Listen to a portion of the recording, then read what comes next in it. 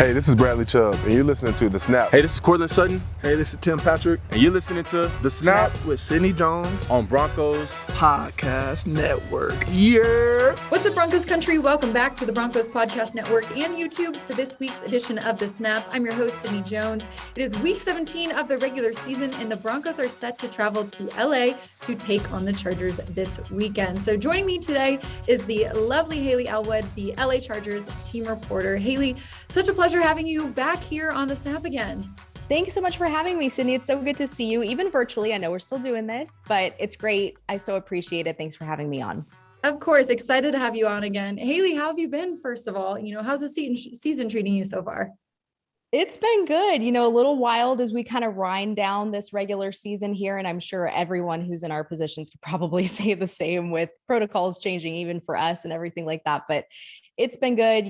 I think getting through 2021, we were almost there. We were almost through the regular season. The postseason, I know for both of our teams, is still something to be desired, but there's optimism there, and we'll see how these last couple of weeks play out. I know it's kind of hard to believe we only have 2 games left of the season. And there's an extra week too, which is like wild that it would normally be ending right now, but then we got one more next week too. I know. It seems like the season did go by pretty fast, but when you're in it week by week, it kind of goes by a little slow. Totally. I'm with you on that one for sure. Well, Hayley, like you mentioned, the Chargers are still in the hunt for the playoffs. Both Denver and LA are coming off a 2-game losing streak, and both have 2 divisional matchups left. I mean, this is a must-win game for both teams here. So what's been the mood? What's been the mindset among the players in the Chargers locker room this week as, they're getting ready to face the Broncos at home?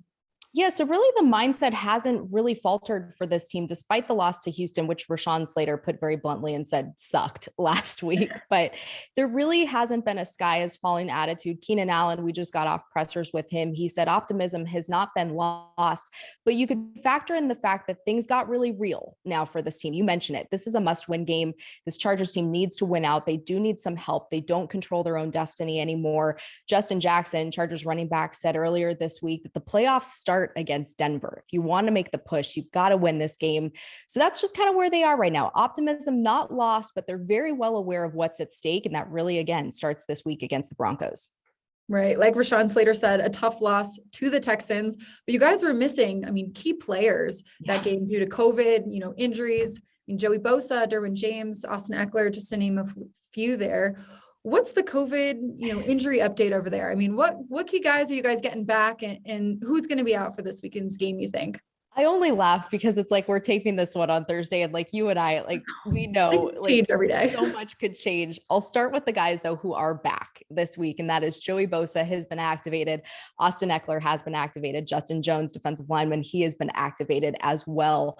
Players as of taping time right now who are still on the list include Mike Williams, Nasir Adderley, Chris Harris Jr., Broncos fans know him very well, obviously, and a couple specialists. These guys are all considered day-to-day, according to Brandon Staley. Given the protocol changes, they may be able to get some of them back. Mike Williams went on the list last week, so he's probably the most likely one to come back within this new protocol change timeframe, but we still don't know. So the good news is some of those key pieces that were missing against Houston will be back this week, but it's really going to be kind of a wait-and-see approach. They put Kenneth Murray on the list yesterday. So I think a lot of it is going to be a give and take every day. You're going to have guys come off. You're probably going to have more guys come on. It's a total fluid situation, as we know, having gone through COVID in 2020, now in 2021. But that's kind of where we are right now, albeit who knows by the time as we get closer to Sunday, what might happen. But at least they are getting guys like Bosa and Eckler back. That'll certainly help them for sure. Right. Over recent weeks, we've seen really the emergence of Justin Jackson. You mentioned, Austin Eckler, he was out last weekend, but, Jackson, he put up 2 touchdowns against the Texans. With Eckler coming back this week, how do you think the Chargers offense is going to plan to use both of them, going up against this, stout Denver defense that, the Chargers run game kind of struggled against, in week 12? Yeah, this Denver defense certainly plays the Chargers offense hard. You've seen that every time these two teams have met over the last few years. But look, they have been looking to shore up that number 2 running back spot. Austin Eckler is the number 1. They've kind of been playing a variety of guys, whether it's Justin Jackson, Joshua Kelly, the rookie Larry Roundtree, but you really saw the emergence of Justin Jackson last week. He had a career day. You mentioned those 2 scores. He had, I believe, 162 total yards from scrimmage.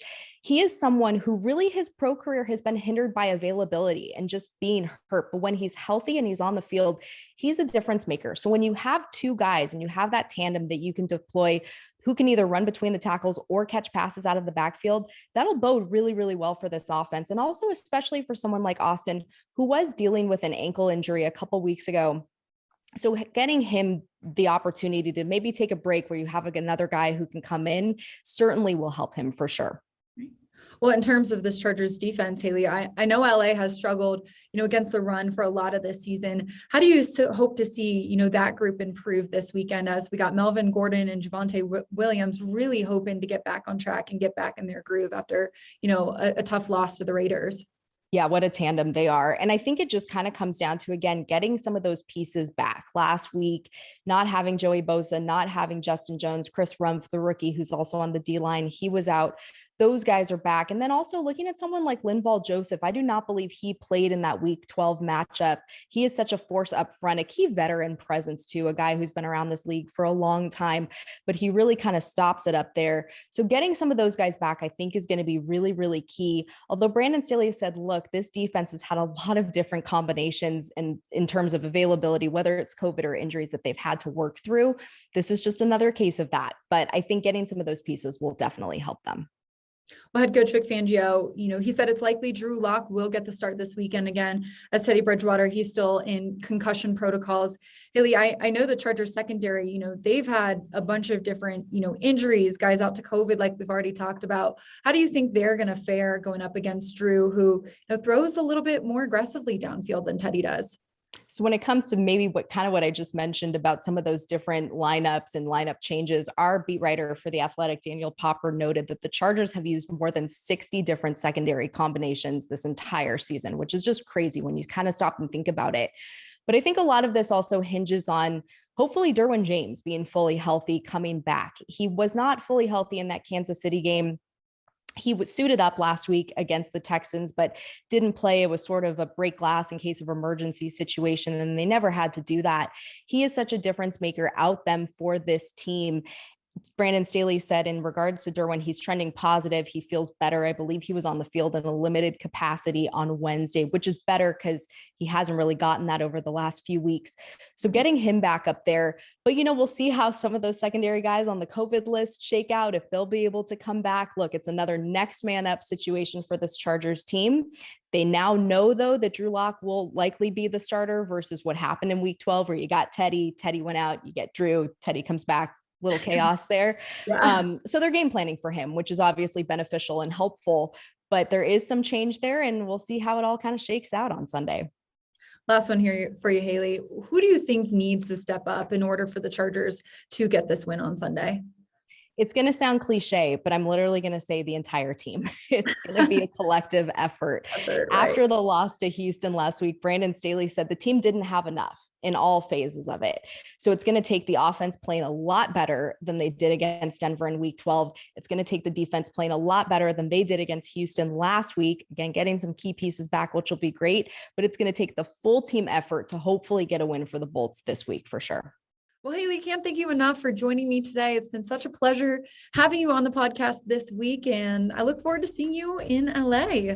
Very excited. Friends at SoFi are always great. So looking forward to that. Thank you so much, Sydney. Thank you, Hayley. Well, that's all the time we have for this week's episode. Thank you all for tuning in. And another thank you to Hayley Elwood for joining me today. Hope you all have a safe and a happy new year. And I look forward to seeing you right back here on the Broncos Podcast Network and YouTube next Friday in the new year for another fun episode. I'll see you guys then.